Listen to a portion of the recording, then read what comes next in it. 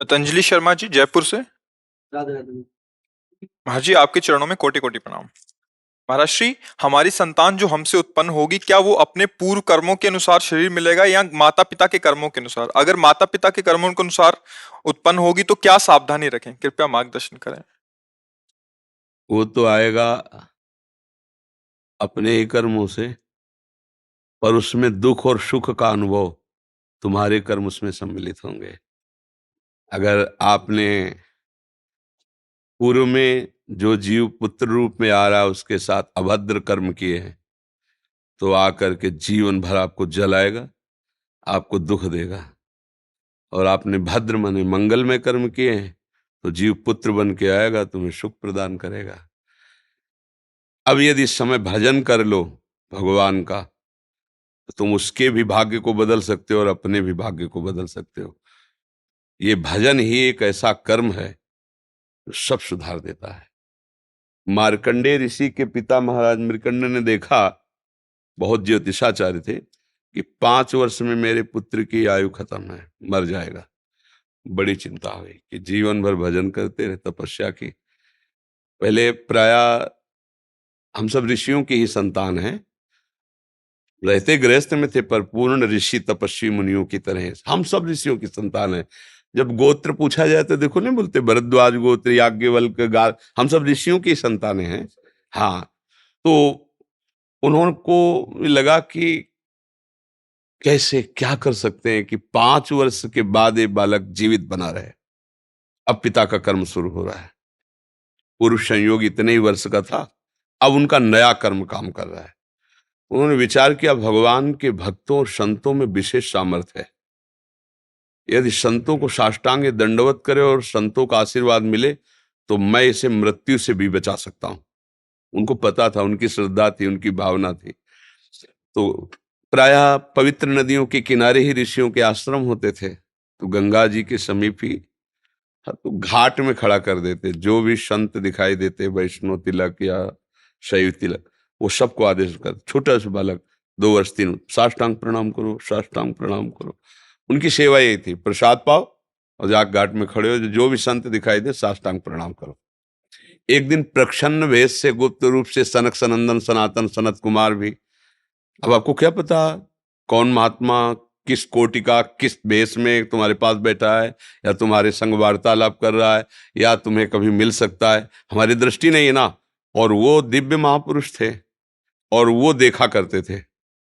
जो साष्टांग प्रणाम किया तो चारों संत वेश में थे, उनका चिरंजीवी भव, बस वो आ गए। कहा, महाराज मेरी दृष्टि अचूक है, आप सनक सनंदन सनातन सनत कुमार, चारों ब्रह्म कुमार हैं ना, प्रच्छन्न वेश से आप घूम रहे हैं, ये तो अभागी है, 5 वर्ष में इसकी मृत्यु हो जाएगी। और आप कह रहे हैं चिरंजीवी भव, तो आपके वचन मिथ्या या इसका भाग्य मिथ्या? इसी इसी बात में बैठे थे कि कोई ना कोई महापुरुष जब फंसेगा तो ये भाग्य को मिटा सकता है, साधारण थोड़ी मिटा पाता है, महापुरुष ही मिटा पाता है, उसमें सामर्थ्य होती है। तो उनका ठीक है, चिरंजीवी तो रहेगा ही। तुम्हारी ज्योतिष से तुमको पता है किस मिनट में किस सेकंड में मृत्यु होगी। उस दिन प्रातः से लेकर के और मृत्यु समय तक भगवान शिव के मंदिर में शिव का आलिंगन करके इसे बैठा देना, बस फिर और हम देख लेंगे। ऐसा ही किया। चारों ब्रह्म कुमार दरवाजे पे खड़े हो गए। तो ऐसे पुरुषों के पास यमदूत नहीं आते, साक्षात धर्मराज आते हैं। धर्मराज ने देखा सनक सनंदन सनातन सनत कुमार, तो उनका इस जीव का समय हो रहा है, आप आदेश करें तो मैं इसे ले जाऊं। बोले मैंने तो चिरंजीवी भव कहा है।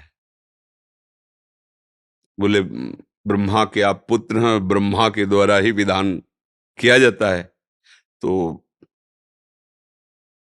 इतनी वार्ता हो ही रही थी कि भगवान शंकर प्रकट हो गए। उनका कि कुछ बदलना नहीं है, 5 वर्ष की आयु ना, हाँ 5 वर्ष ही रहे, मेरी आयु के 5 वर्ष रहे। भगवान ब्रह्मा जी एक सुई लेकर के ऐसे कमल में छेदे थे, आका 1 वर्ष हो जाता है। वो क्रम जब समय का नहीं, जैसे उत्तरायण दक्षिणायन देवताओं के दिन रात, ब्रह्मा जी का दिव्य 100 वर्ष का जो आयु का विवरण है ना, उसको जब पढ़ो तो होश खराब हो जाएगी। एक दिन में 74 मनु बदल जाते हैं, इंद्र बदल जाते हैं एक दिन में। और भगवान का समय, वो जो ब्रह्मा जी का समय, निमेष, पलक झपकना, इतना, इतने ब्रह्मा की पूरी आयु हो गई।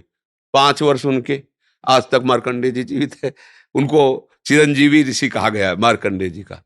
अगर पिता भगवान का भजन करे तो अपने भाग्य और पुत्र के भी भाग्य को बदल कर जैसा चाहे वैसा कर सकता है।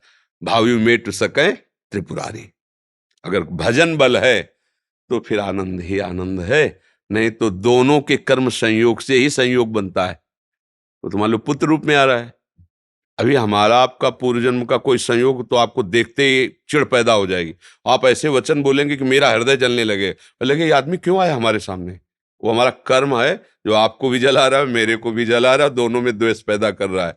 और अगर अच्छा देखते ही ऐसा लगा कि मानो हमने बहुत समय से अपने प्रियजन को बाद में देख, ऐसा लगता है ये तो हमारे बहुत प्रिय, और देखकर आनंद है, आप जाओगे खुशी हुई, हमारे खुशी हुई, क्या हुआ। कर्म ही सबको दुख सुख देता है और कुछ नहीं। अगर कर्म को कोई मिटा सकता है तो भगवान का भजन मिटा सकता है दूसरा नहीं। खूब प्रभु का आश्रय लेकर के उनकी लीला गायन करो, नाम जप करो, सब ठीक हो जाएगा। और गर्भस्थ शिशु को भगवत चर्चा सुनानी चाहिए, उससे प्रभाव पड़ता है। जैसे माँ गर्भवती है तो चाहिए कि स्वयं स्वाध्याय करे, या फिर परिवार के जन कथा कह रहे हो, चुपचाप शांति से बैठ के सुने और नाम जप करे, तो गर्भस्थ शिशु पर उसका प्रभाव पड़ता है। जैसे प्रहलाद जी जब कयाधु जी के गर्भ में थे तो नारद जी अपने आश्रम में लेकर के उनको भी भगवत चर्चा भक्ति का उपदेश किया, तो ऐसे महान भागवत 5 वर्ष में विश्व विजेता हिरण्यकश्यप को परास्त कर दिया। 5 वर्ष की आयु प्रहलाद जी की है और विश्व शक्ति संपन्न हिरण्यकश्यप परास्त कर दिया। अभिमन्यु जी गर्भ में ही थे, चक्रव्यूह का वेदन की क्रिया बताई तो 6 द्वार वेदने की क्रिया तक वो जगती रही, 7वें विश्व हो गई। तो फिर वो मतलब गर्भस्थ शिशु पर बाहरी चर्चा का प्रभाव पड़ता है, बाहरी आचरण का प्रभाव पड़ता है। यदि हम नाम कीर्तन, भगवत चर्चा, भगवत कथा वार्ता, तो उसमें भक्ति का अंकुरण हो जाएगा, गर्भस्थ शिशु में उसका प्रभाव पड़ जाएगा।